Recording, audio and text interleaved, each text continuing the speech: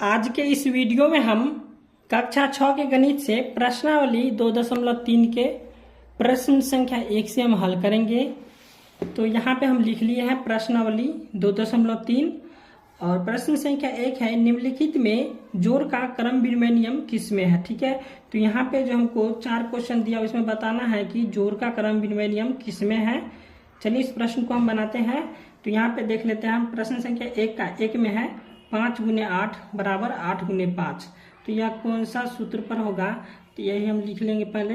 अब हो जाएगा a गुने b, ठीक है, और बराबर में हो जाएगा b गुने में a। तो यह जो है सो गुना का क्रम विनिमय नियम है। ठीक है, तो यहाँ पे हम लिख लेंगे, तो यहाँ पे हम लिख लिए हैं कि यह गुना का क्रम विनिमय नियम है। ठीक है, अब 2 में है यह जो है यह किस सूत्र पर होगा, तो इसको हम लिख लेते हैं।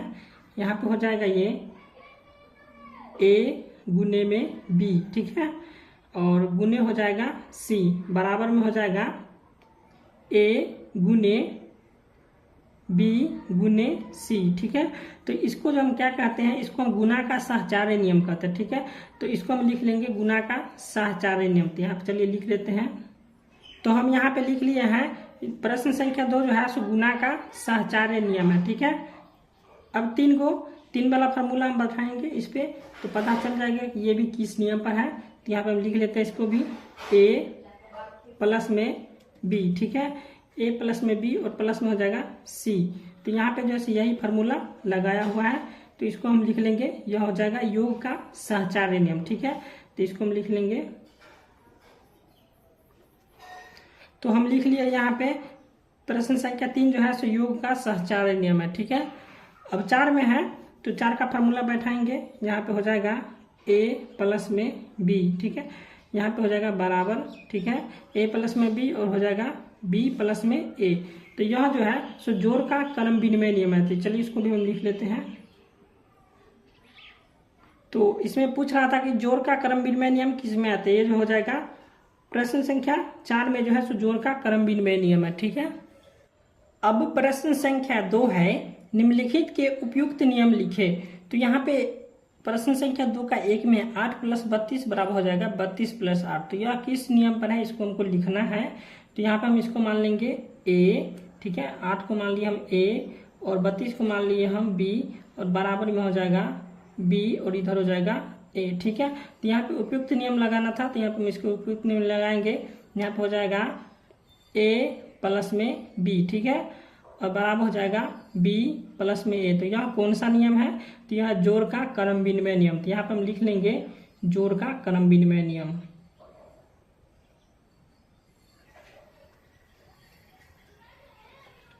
अब 2 में है 2 प्लस 12 प्लस 15 बराबर हो जाएगा 2 प्लस 12 प्लस 15।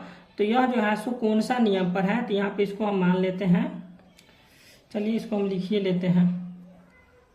इसका जो फार्मूला होता है वह होता है, इसको हो जाएगा a प्लस में हो जाएगा b, ठीक है, और प्लस हो जाएगा c। तो यहाँ पे इसको हम ऐसे कर देंगे a plus b plus c हो जाएगा बराबर हो जाएगा इधर।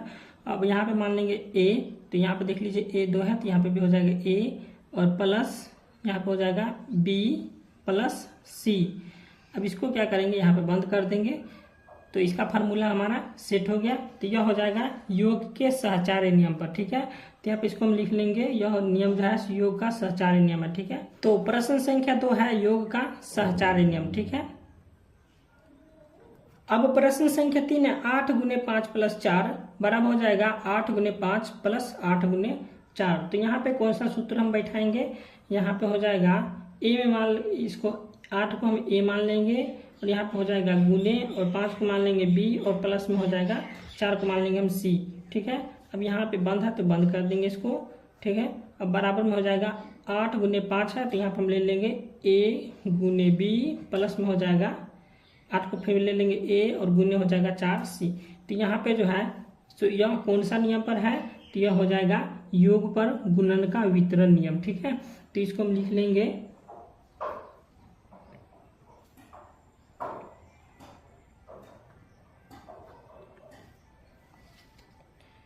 अब 4 में है 5 गुने 50 प्लस 50 गुने 5, तो यह कौन सा नियम हो जाएगा? तो यहाँ पे हम लिख लेते हैं a गुने में b बराबर हो जाएगा b गुने में a।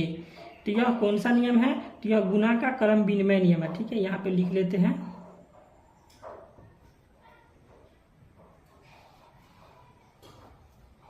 अब प्रश्न संख्या 3 है, निम्नलिखित में से किससे शून्य निरूपित नहीं होगा? तो 3 का प्रश्न है, यहाँ पे बताना है कि किससे जो है सो शून्य निरूपित नहीं होगा। चलिए इस प्रश्न को हम बनाते हैं। तो यहाँ पे 1 प्लस में 0 तो क्या हो जाएगा 1। तो यह जो है यहाँ पे 1 शून्य निरूपित नहीं हुआ, तो यहाँ पे हम लिख देंगे नहीं। यहाँ जो है सो शून्य निरूपित नहीं हुआ, तो यहाँ पे हो जाएगा नहीं। अब यहाँ पे 0 को जब हम 0 से गुना करेंगे तो हो जाएगा 0, तो ये हो जाएगा हाँ शून्य निरूपित होगा। ठीक है, तो यहाँ पे हो जाएगा हाँ। अब यह 0 बटा 2, तो यहाँ पे हो जाएगा 0, तो ये भी हो जाएगा हाँ। ठीक है, यहाँ पे शून्य निरूपित हो रहा है। ठीक है, अब यहाँ पे 10 माइनस 10 बटा में 2 हो, तो ये भी हो जाएगा 0, तो यहाँ पे भी हो जाएगा हाँ। तो इसमें भी हो जाएगा शून्य निरूपित हो रहा। ठीक है, प्रश्न संख्या 4 है, यदि दो पूर्ण संख्याओं का गुणनफल शून्य है तो क्या हम कह सकते हैं कि इनमें से एक या दो ही शून्य होना चाहिए? उदाहरण देकर उत्तर को पुष्टि कीजिए। यहाँ पर उदाहरण देकर हमको उत्तर को पुष्टि करना है, तो यहाँ पर हम पूर्ण संख्या ले लेंगे उदाहरण में। ठीक है, और इसको हम उदाहरण देकर पुष्टि करेंगे। ठीक है, तो पूर्ण संख्या जो होता है सो 0 से लेके अनंत तक होता है। चलिए इसको हम लिख लेते हैं। ठीक है, देख लीजिए यहाँ पे हम 4 लिख लिए हैं। तो पूर्ण संख्या जो है सो क्या होता है, उदाहरण ले लेते हैं 0 से लेके अनंत तक होता है। हो जाएगा 0 1 2 3। ठीक है, अब डॉट डॉट डॉट डॉट कर देंगे हम, यहाँ पे हो जाएगा अनंत। ठीक है, ये जो है सो अनंत तक जाएगा। ठीक है, अब यहाँ पे हम गुना करके बताएंगे कि दो पूर्ण संख्याओं का गुणनफल शून्य है, तो क्या हम कह सकते हैं कि इनमें से एक या दोनों ही शून्य होना चाहिए? चलिए इसको हम बतला देते हैं पहले गुना करके, उसके बाद पता चल जाएगा। ठीक है, अब यहाँ पे हम ले लेते हैं हम 0 गुने 1 बराबर हो जाएगा कितना? 0 को जब हम 1 से गुना करेंगे तो हो जाएगा 0। ठीक है, और फिर हम 0 को जब हम 2 से गुना करेंगे तो कितना हो जाएगा 0। ठीक है, फिर हम गुना कर लेते हैं 0 को हम 3 से गुना कर लेंगे तो कितना हो जाएगा 0। और जब हम 0 को 0 से गुना करेंगे तो कितना हो जाएगा 0। तो यहाँ पर हम कह सकते हैं कि गुणनफल में केवल एक शून्य या दोनों ही शून्य हो सकता है। यहाँ पर देख लीजिए दो को शून्य से गुना करने पर कितना आया? शून्य आया। ठीक है, तो इसलिए हम यहाँ पे कह सकते हैं कि दोनों ही शून्य हो सकता है। ठीक है, तो यहाँ पे हम लिखेंगे हाँ। ठीक है, यहाँ पे हम लिखेंगे हाँ। तो यहाँ पे हम लिख लिए हैं कि हाँ गुणनफल में केवल एक शून्य। ठीक है, देख लीजिए यहाँ पे गुणनफल में केवल एक शून्य, यहाँ पे देख लीजिए केवल एक शून्य है। ठीक है, या दोनों ही शून्य हो सकता है। तो यहाँ पे देख लीजिए दोनों ही शून्य हो सकता है। तो यही हमको उदाहरण देकर बताना था। ठीक है, अब प्रश्न संख्या 5 है, यदि दो पूर्ण संख्याओं का गुणनफल 1 है। ठीक है, तो दो पूर्ण संख्याओं का गुणनफल 1 है, तो क्या हम कह सकते हैं कि इनमें से एक या दोनों ही 1 के बराबर होना चाहिए? उदाहरण देकर अपने उत्तर को पुष्टि कीजिए। तो यहाँ पे हमको बताना है कि दोनों संख्या 1 है तो गुणनफल 1 प्राप्त होगा। चलिए इस प्रश्न को हम बनाएंगे तो समझ में आ जाएगा। तो यहाँ पे हम उदाहरण ले लेते हैं। उदाहरण ले लेते हैं हम 6 गुने 1 बराबर कितना हो जाएगा 6। ठीक है, यहाँ पे उदाहरण ले लिया 6 गुने 1 बराबर हो जाएगा 6। और फिर ले लेते हैं हम 5 गुने 1 बराबर कितना हो जाएगा 5। ठीक है, और जब हम 1 को 1 से गुना करेंगे तो कितना आएगा 1। ठीक है, तो यहाँ पे हमको बताना था कि यदि दोनों संख्या 1 हो तो गुणनफल 1 प्राप्त होगा, तो यही हो जाएगा हाँ। ठीक है, तो यहाँ पे हम लिख लेंगे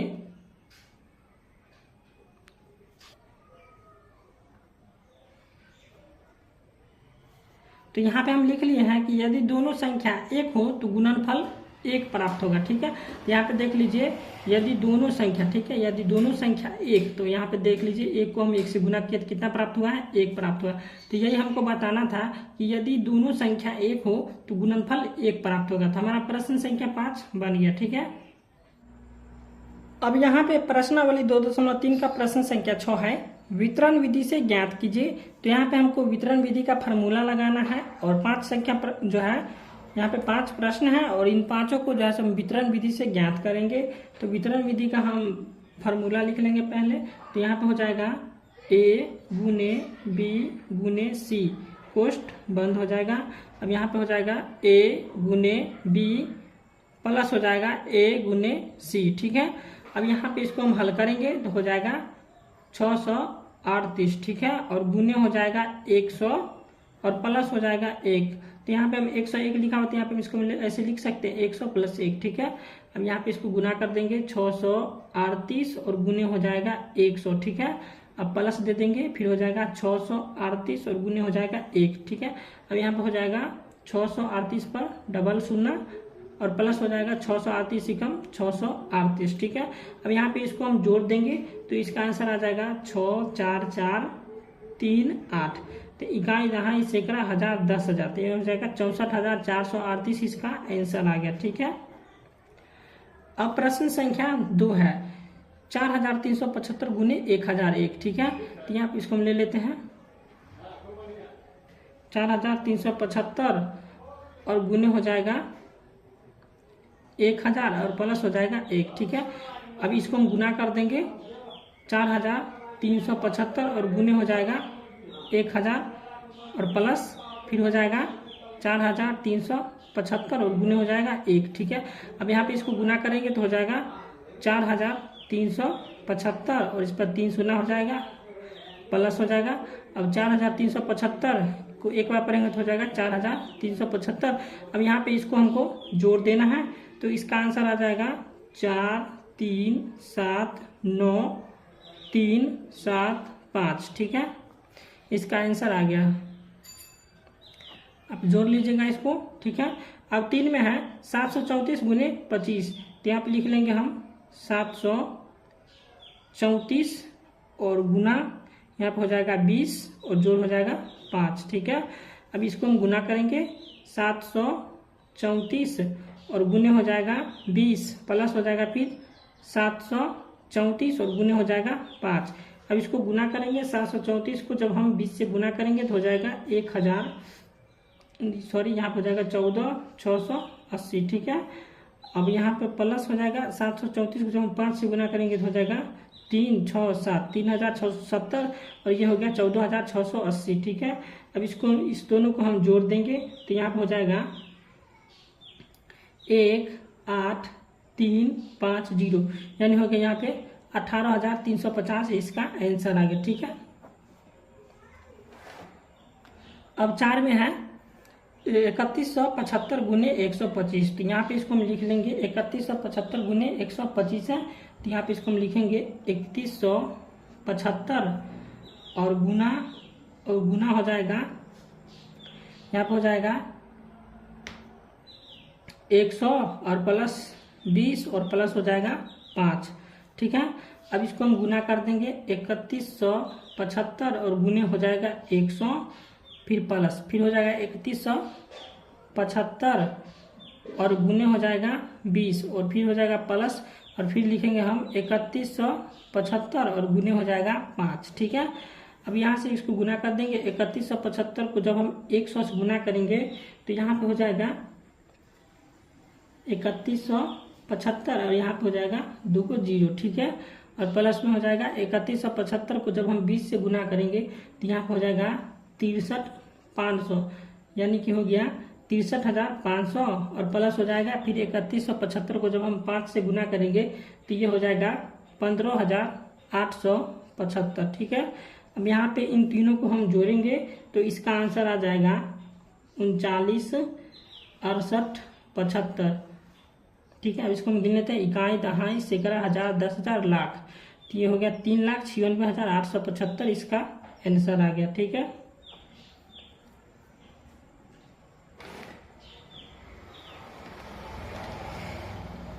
अब 5 में है 608 गुने 35, तो यहाँ पर हम गुना कर लेंगे 608 और फिर गुने हो जाएगा 30 + 5, ठीक है। अब यहाँ पर गुना कर लेंगे फिर 608 गुने हो जाएगा 30 प्लस हो जाएगा फिर 608 और गुने हो जाएगा फिर 5, ठीक है। अब यहाँ पर गुना कर लेंगे 608 को हम 30 से गुना करेंगे तो इसका आंसर आ जाएगा 608 को जब हम 30 से गुना करेंगे तो इसका आंसर आ जाएगा 1,8,2,4,0, ठीक है। तो 18,240 आ जाएगा इसका आंसर। और प्लस हो जाएगा 608 को जब हम 5 से गुना करेंगे तो इसका हो जाएगा 3040, ठीक है। अब यहाँ पे इस दोनों को हम जोड़ देंगे तो हो जाएगा 21,280, ठीक है। तो इसका आंसर आ गया 21,280। तो हमारा प्रश्न संख्या 6 समाप्त हो गया। अब प्रश्न संख्या 7 है, निम्नलिखित प्रतिरूपों को समझे और आगे बढ़ाएं, ठीक है। तो यहाँ पे प्रतिरूप में लिखा हुआ है, इसको समझना है और हमको आगे बढ़ाना है। तो यहाँ पे देख लीजिए 1 गुने 8 प्लस 1 बराबर हो जाएगा 9, ठीक है। और यहाँ पे दिया हुआ है 8 में जब हम 1 जोड़ेंगे तो कितना हो जाएगा 9। और यहाँ पे दिया हुआ 12 8 है 96, ठीक है। 96 में जब हम 2 जोड़ेंगे तो कितना हो जाएगा 98। और यहाँ पे 127 और 8, तो यहाँ पे 127 को जब हम 8 से गुना करेंगे उसमें 3 जोड़ देंगे तो ये हो जाएगा 987, ठीक है। और उसी प्रकार यहाँ पे 1234 को जब हम 8 से गुना कर देंगे और उसमें 4 जोड़ देंगे तो हो जाएगा 9876। तो यहाँ पे भी हमको वही लिखना है, ठीक है। चलिए इसको हम लिख लेते हैं। तो यहाँ पे हो जाएगा, यहाँ पे 4 तक दिया तो यहाँ 5 तक हम लिखेंगे 1 2 3 4 5, ठीक है। अब यहाँ पे 8 है तो 8 ही रहेगा, यहाँ पे 4 है तो यहाँ पे हो जाएगा 5, ठीक है।